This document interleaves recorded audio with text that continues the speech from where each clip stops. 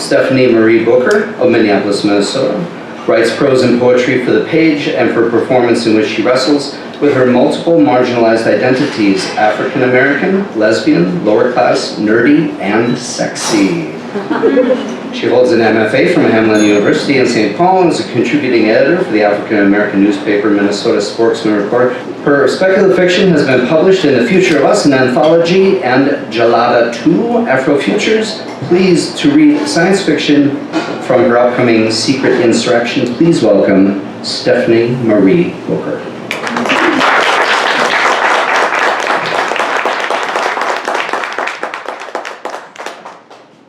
Thank you. I'm a bit short, so I have to bring this all the way down. And this is basically a very edited for reading. First few pages from my novel manuscript, Secret Insurrection. Lydia, girl, where are you? Lydia Hemla shouted. Damn, girl. Lydia 2's voice responded in Lydia Hemla's ear. What you want? Get up here and help me do this inventory. That's what?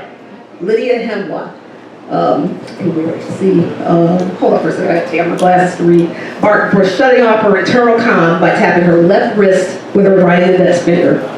She turned to Lydia 3, who was standing behind her, and said, I don't know what that wench's problem is sometimes.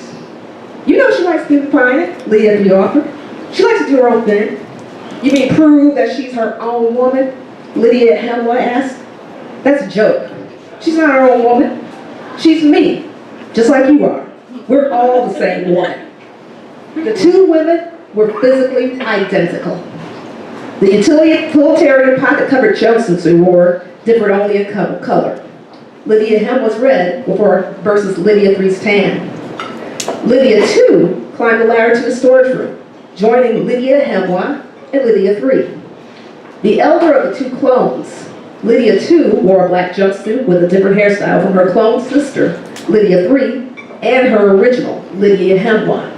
Long braids instead of a short haircut. About time you decided to join us, Lydia Hemla said to Lydia 2.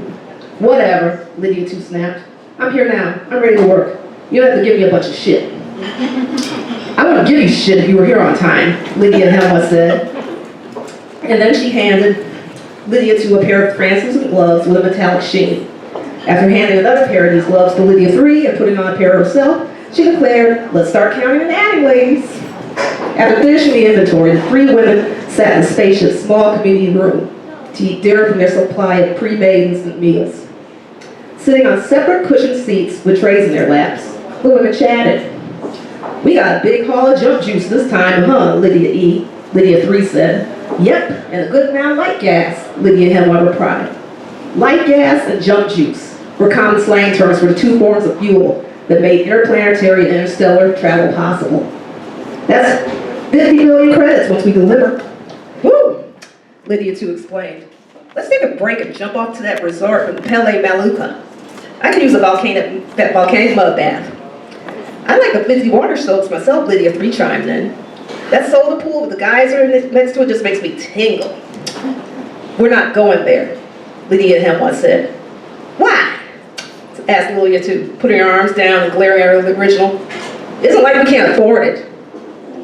That's got nothing to do with it, Lydia Hemla said. I've got over 500 million credits stored up. That's more than enough for me to quit this business and jump back home. Lydia 2 and Lydia 3 stopped eating and looked at their original. What do you mean, jump back home? Lydia 2 asked. We're already home. I mean back to Earth, Lydia Hemla responded. We're going to jump back to Earth? Lydia 3 asked. After all these years, Lydia 2 said with a rise in her voice, why do you want to go back to Earth? Because I have enough credits to quit working and go back. That's why, Lydia Hemla told her clones. When people get rich enough so they don't have to work, they quit working and settle down, just like Mama did. That doesn't mean we have to jump back to Earth, Lydia 2 said. We can settle down someplace else. I don't want to live on one of the colonies, Lydia Hemla responded. I want to breathe natural air and feel open space. Those big domes on the colonies are just confining as a spaceship.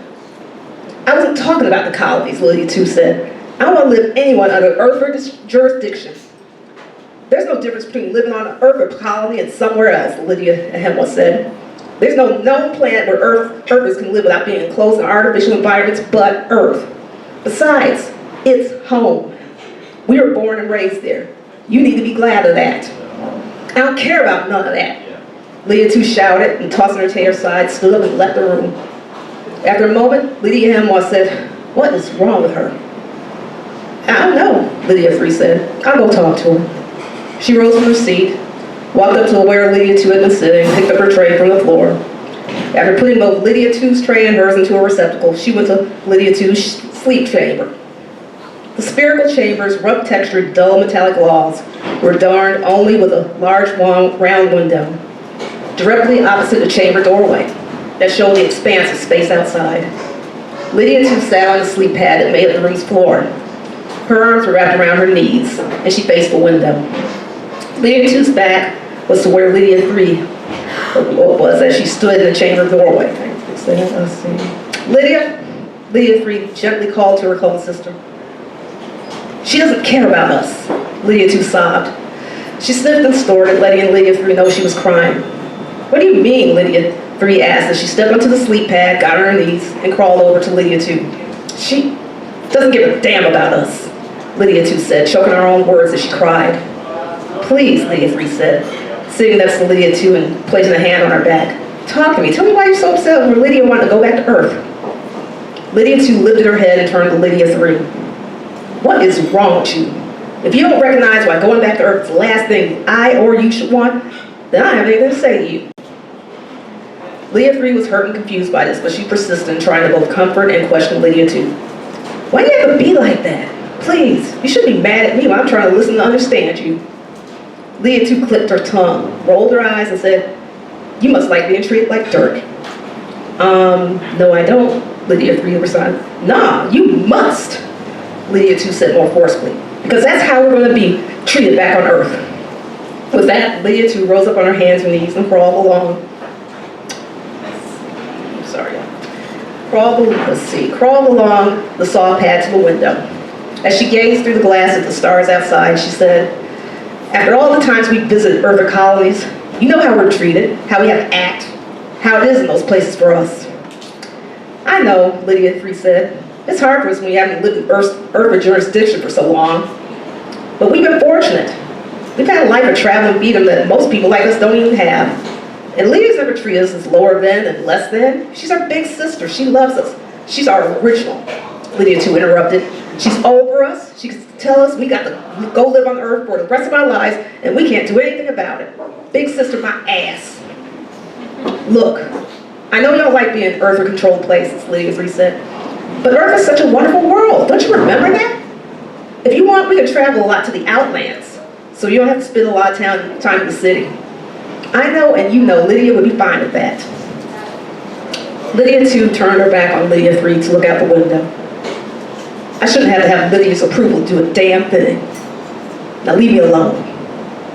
Lydia 3 brushed back tears from her eyes before she stood up and left the chamber.